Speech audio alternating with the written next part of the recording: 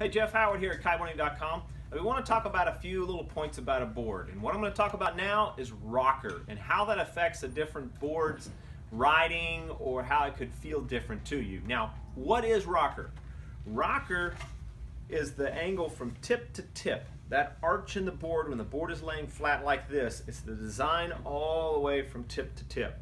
Rocker can change in kiteboarding due to pressure that you put on a rail.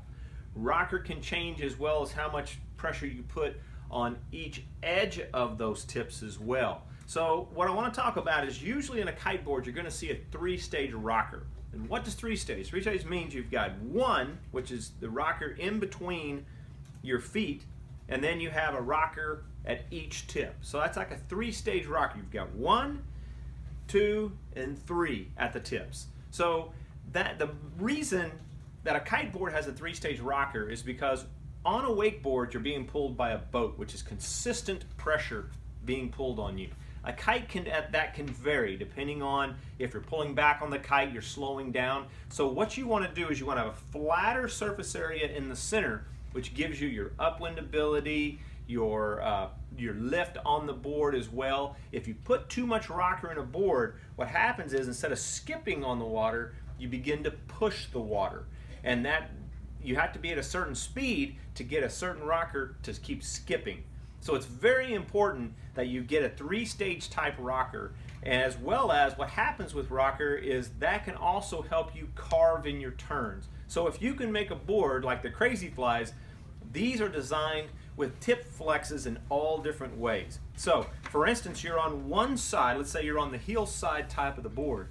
If you stay over on that heel side of the board, on that edge, and you're sitting there going upwind and you want to carve, what happens is this tip area inside of here, they do internally, I call it a V-type construction inside, and allows just this tip to flex when you're on this rail.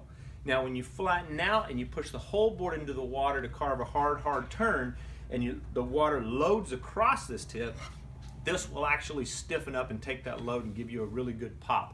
So I call it, when I talk to somebody, it's kind of like power steering. It allows each tip to flex off when you turn in and push into a turn. So too much rocker, what happens is you'll have a feeling where you're riding along the water. Once you rail over onto the side, that surface area decreases. It's on that water, and on the water itself, and it's not lifting you, and you'll start to bog down a little bit.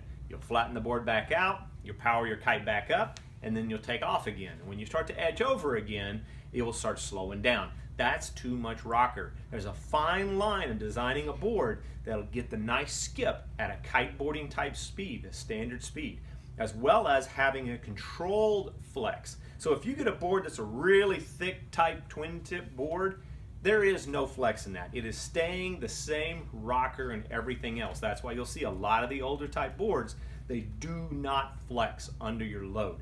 But a twin tip, all the new type designs, these narrow type based off a snowboard design, can change its rocker. So having a board, changing your stance is another thing that will change the rocker of a board while you're riding. If you have a wide stance, you're going to have less flex in the center. You have a narrower stance and you're going to have more flex in the center.